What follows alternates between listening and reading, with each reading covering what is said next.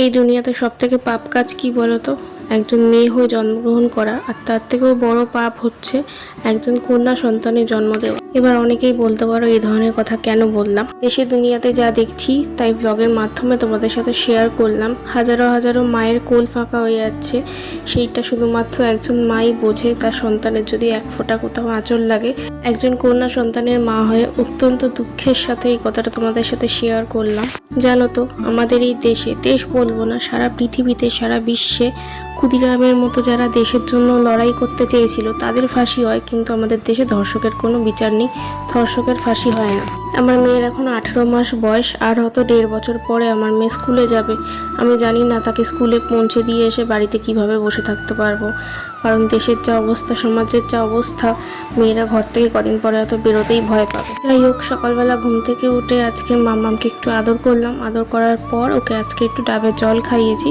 প্রতিদিন খাওয়াই না, কারণ ডাবের জল বেশি খেলে বাচ্চাদের ঠান্ডা লেগে যেতে পারে, আর বেশি খাওয়ালেও ঠান্ডা লেগে যেতে পারে। তাই জন্য আমি 5-6 চামচ খাওয়াই, এর থেকে বেশি খাওয়াই না। আর মাম্মাম খেতেও চায় না।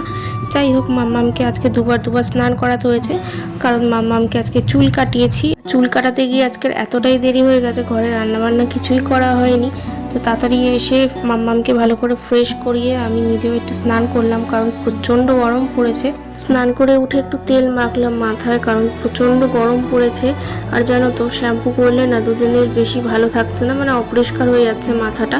আর মাম্মামকে আজকে সেরেল্যাক খাইয়েছি, আর আমি অনলাইন থেকে খাবার অর্ডার করেছি, কারণ কোনো উপায় ছিল না, রান্নাবান্না কিছুই হয়নি। তোমরা তো প্যাকেজিং থেকে বুঝতেই পেরে গেছো আমি বাবা মোমোর কম্বো অর্ডার করেছিলাম।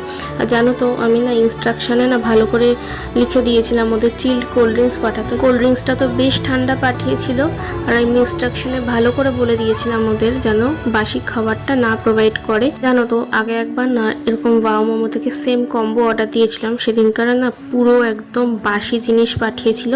এবার একটা প্রচুর ফ্রেশ পাঠিয়েছিল, আর আমি প্রচুর হাংরি এখন, খাচ্ছি।